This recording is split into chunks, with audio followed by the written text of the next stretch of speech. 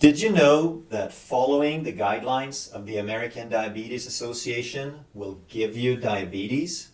Stay tuned and I will explain how that all works. Hey, I'm Dr. Sten Ekberg with Wellness for Life, and by subscribing and following these videos, we will show you everything that you need to know to master health and get healthy and stay healthy. I have so many patients asking me, what am I supposed to eat? I read this article and I went on this website and I talked to my doctor and they all told me to eat low fat and high carb and I'm pre-diabetic. What do I do? And it's really tragic that still in this day and age, the physiological principles are so definitely established. We know exactly the mechanism, and yet the official guidelines are in direct opposition to what gets you healthy. There's a great book called The Schwartz Principle. It's a medical doctor, was allowed herself to think for herself, and she found that if she had pre-diabetic patients and she gave them low-fat, high-carb diets, they developed diabetes every time. And then she thought about it and she turned it around and she gave them low-carb and high-fat and high-protein, and they reversed the diabetes. This has been established since 1850. Even before we knew what insulin was or how it worked, they knew that you reverse diabetes with low carb, you lose weight with low carb. No doubt about it. And then we figured out how insulin works, that insulin is a storage hormone, that insulin develops, and insulin resistance, which prediabetes is, develops only in response to sugar and carbohydrates. And yet, to this day, we hear that we're supposed to eat low fat and high carb.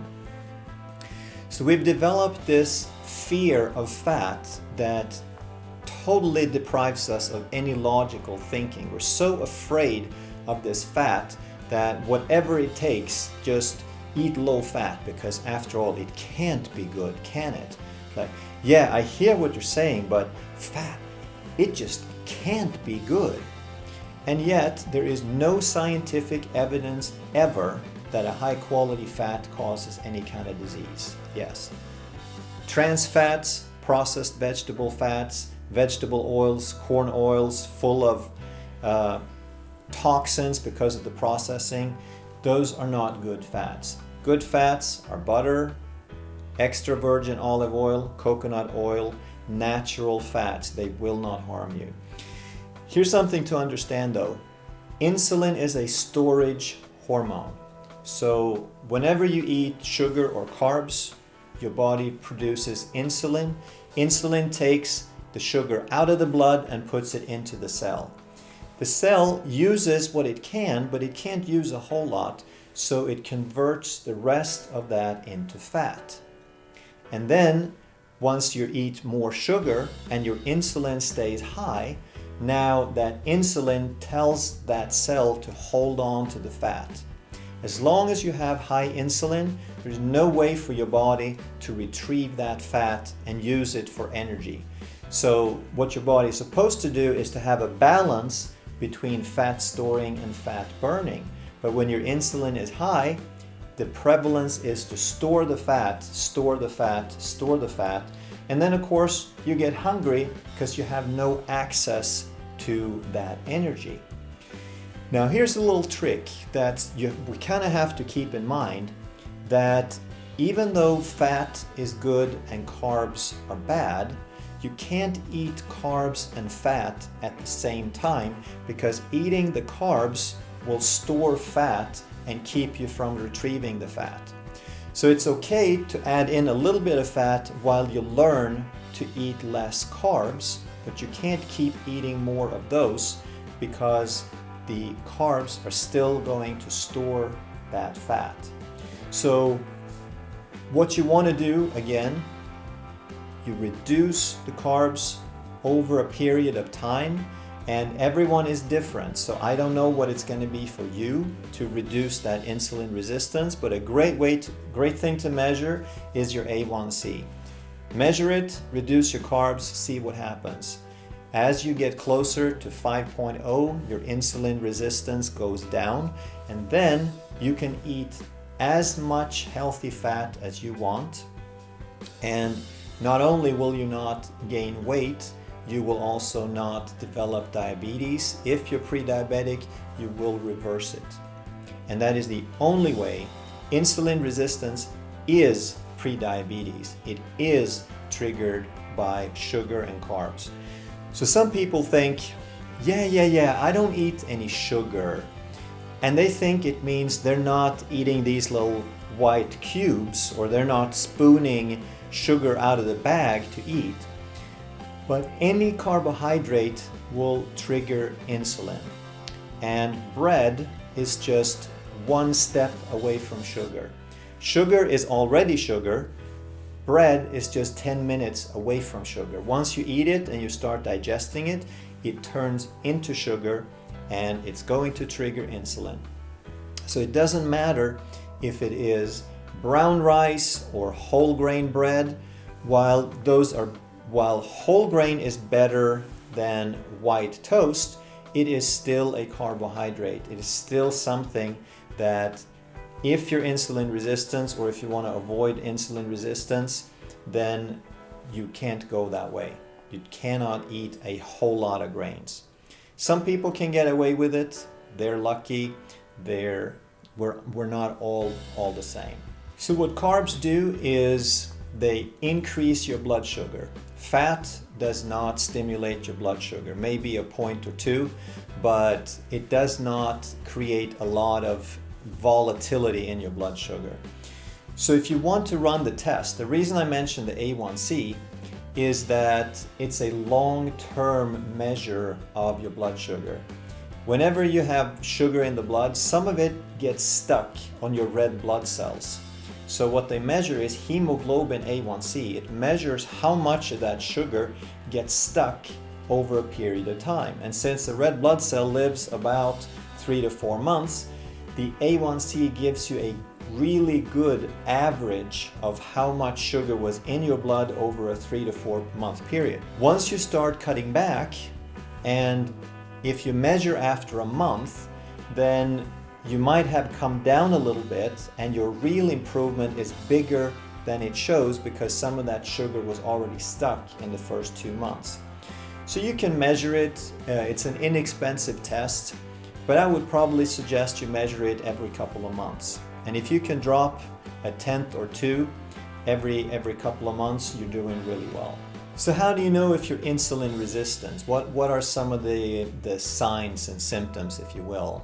One classic sign is if you get tired after eating a meal, it's because your body can't process it properly, and the blood sugar shoots up, and then your body expends a lot of energy converting that blood sugar into triglycerides or fat. So that's one thing. But you can have many different presentations, and a lot of people have what we call a roller coaster blood sugar. So another thing is irritability, or the inability to go for several hours without a meal. Your body is designed to create level blood sugar, and when you don't eat, it has mechanisms to maintain blood sugar from stores of fat and glycogen.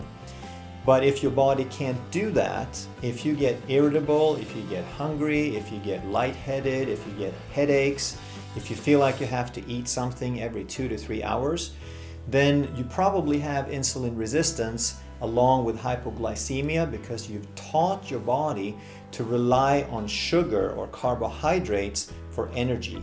Relying on sugar, you increase your insulin levels, and now you can't pull energy out of your fat stores. So your body doesn't have a backup for energy, and that's why you have to keep putting all that food, all those snacks, primarily sugar and carbs, because that's what your body has learned to live off, so now you depend on it. Your body is going to protest a little bit. Anytime that it's used to, once it has a habit, once it depends on something, it's not going to give it up without a little bit of a fight, but it's not as bad as you think.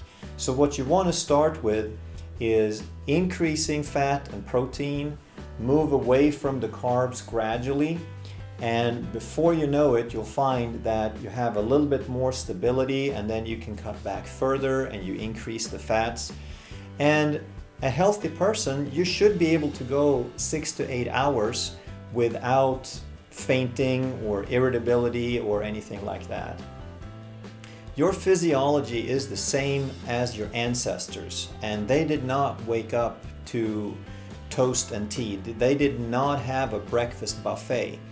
They went out, hunter-gatherer tribes to this day, they have to go out and find something and catch something before they can eat. And that's what your physiology is adapted to. We feed our pets once or twice a day. We don't feed them every 2 hours because they're adapted to their food supply. And in nature it works even better because they don't eat things out of a can. So that's how it works with the food. And if you hear someone say anything different, they really are not very well informed. There are things that we can discuss. There are things that are a little bit controversial. This is not controversial anymore. So take the time and read a couple of good books. Find some books that actually talk about the principles and explain the physiology if you want to know more. You can stay tuned to this and we'll come back to these topics and talk more about it. But one other thing that you want to keep in mind to reduce insulin resistance is exercise. And we're not talking exercise to burn calories and lose weight. We're talking about activating the body, making your muscles do work, makes them more sensitive to insulin. There is a physiological change in the receptors. There's something called a GLUT4 receptor on the muscle.